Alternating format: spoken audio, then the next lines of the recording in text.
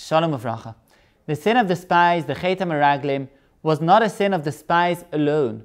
The entire nation was complicit in this sin, and the entire nation, of course, was punished by death in the wilderness and the inability to enter the promised land. That's why Moshe Rabbeinu, in Devarim, he tells the entire people, V'lo avisem la'alois, you did not want to enter. V'tamru es pi Hashem Elokeichem, you rebelled against the word of Hashem, your God. And the question is, what lies behind this heinous crime, this terrible sin that actually caused an entire generation to perish in the wilderness? What was behind it?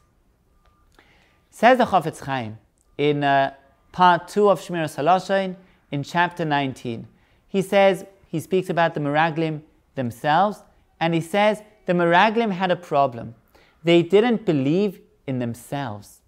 They said to themselves, in order to realize this vision of conquering the land of Israel, of realizing the Torah on the Holy Land, the Promised Land, one needs to be a giant. One needs to be somebody on a level of such elevation that we are unworthy of. We ourselves were part of the sin of the Chet HaEgel, the sin of the golden calves. We were party to other sins, to other downfalls, and therefore we're unworthy of this level. We're unworthy of fulfilling this mission. While touring the land, the Meraglim said, "V'nehi be'einenu kachagavim." In our eyes, we were like insects. V'chein hayinu be'eineihem. And if that's how they saw themselves, then of course they were unable to execute the great mission, the great divine instruction of entering the land, of conquering it, and of realizing the entire mission, the entire vision of the Jewish people. This was, as I mentioned before, a sin that the entire Jewish people was party to, was complicit in. All of the Jewish people believed that they were unworthy, that they couldn't do it.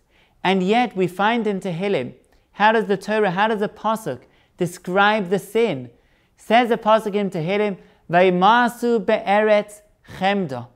We rejected the Holy Land. The beautiful land of Israel was in our eyes a disgrace, something disgusting. V'lo ha'emantem b'dvaroi, and we didn't believe in the word of Hashem. Because if we believe in the word of Hashem, then we believe in ourselves too. The word of Hashem is not given to the air.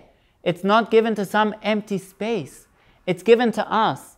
And if Hashem places us in a situation with a mission, with an instruction that we need to fulfill, then we know that we have within us the strength, the capacity to realize it, to fulfill it. If they didn't believe in Hashem, it means that there was a flaw in their belief in Hashem and in their love for the land of Israel, for the promised land. And like the Chafetz Chaim says, this is relevant for each one of us. First of all, like he explains, on a personal level. Sometimes we hear people, more from or less from, that tell themselves keeping the mitzvot, or keeping a specific mitzvah, or keeping a mitzvah in a way which is a hidur way, in a way that beautifies, that brings out the maximum from us, that's not for me. That's for people who are on an elevated level, on a high level. I'm a simple person.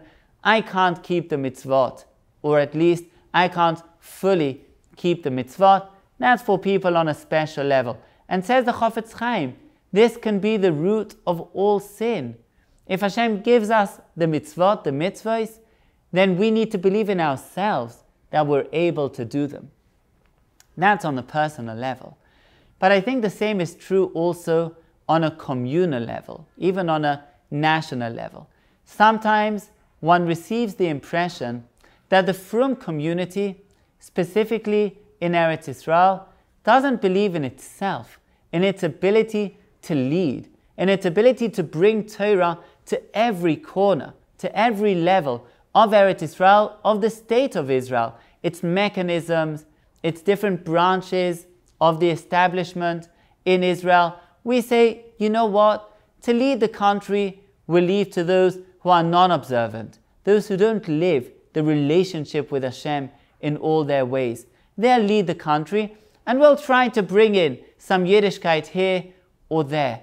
But ultimately, if Hashem has brought us to this situation, where in the land of Israel we've managed to thrive so much, to prosper so much, to reach such a condition of numbers, even numerically, the miraculous growth of the Frum community in Eretz Israel, then it's not for nothing. It's for a mission to bring Yiddishkeit not just to the periphery, not just to the yeshiva or to the shul, the synagogue, but rather to the entirety of the land of Israel, of the state of Israel. Of course, that means being in conversation with, being in dialogue with other parts of the nation, but first and foremost, it requires a self-belief that we can actually do it. And we should be careful not to fall into the place of the spies and the generation of the wilderness who fell into this misconception that we're unworthy.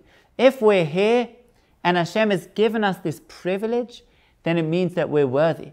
We have to believe in ourselves, and if we do so, then great things can lie ahead if we'll only try to apply ourselves like the generation, not the one of the wilderness, but the next generation were able to do, to enter the land, to conquer it, and to bring the relationship between the Jewish people and God to every aspect of personal and national life within Eretz Israel.